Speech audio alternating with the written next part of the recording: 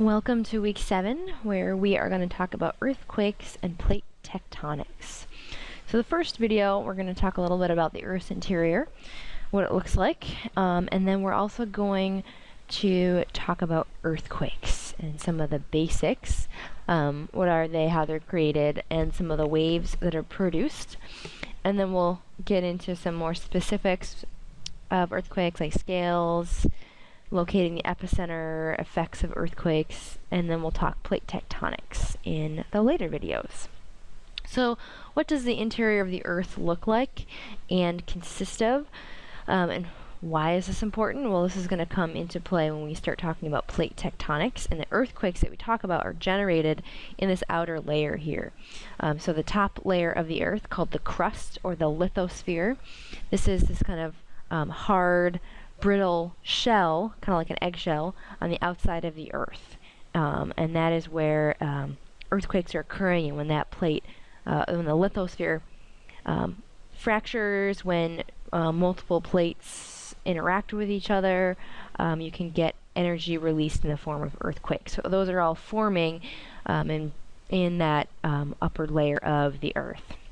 So beneath the lithosphere, we have what's called the mantle, and the mantle has varying properties. We have the asthenosphere, which is kind of this plasticky layer that is on the top, and that is what the crust is actually floating in and moving along.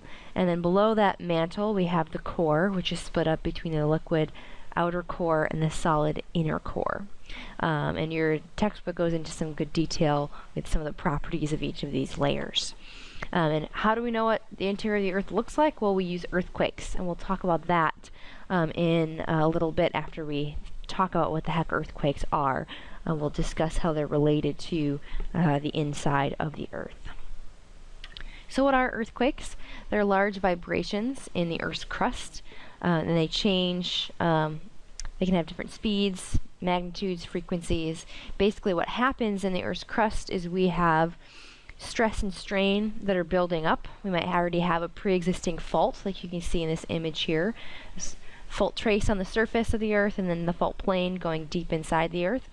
When we have stress applied to this chunk of the crust, so here you can see the stress is squishing from either side. So we have compressional stress in this case here, squishing that rock together.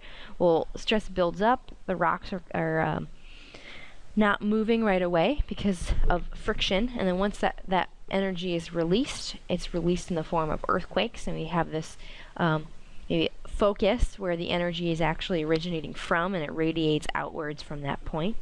And then the epicenter is the point on the Earth's surface directly above that focus, right where, directly above where that energy was released from. So those are earthquakes. So what types of waves are produced? Well, once we have this release of energy, the energy can be released in 4 different forms. And we split those up based on where in or on the Earth these waves travel. So body waves, P and S waves, these travel through the Earth. So it goes through the interior of the Earth. These are the ones that we use to figure out what's happening inside the Earth and what it looks like. And then we have surface waves that just travel on the outside of the Earth through the crust. They don't travel inside the Earth. So P and S waves, P waves are more compressional. So it's like if you took a slinky and squished it inward over and over again. We have this compression of the slinky, and it expands and contracts, expands over and over again, and the wave will travel in that form.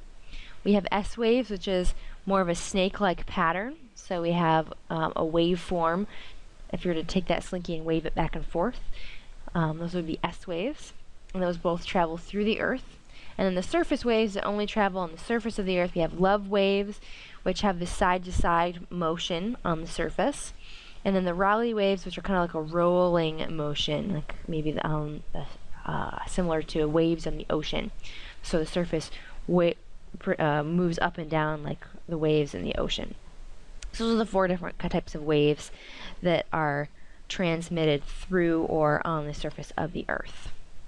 So that's kind of the basics of earthquakes. We'll come back and talk about how we measure earthquakes and the different scales that exist, as well as some more interesting earthquake info.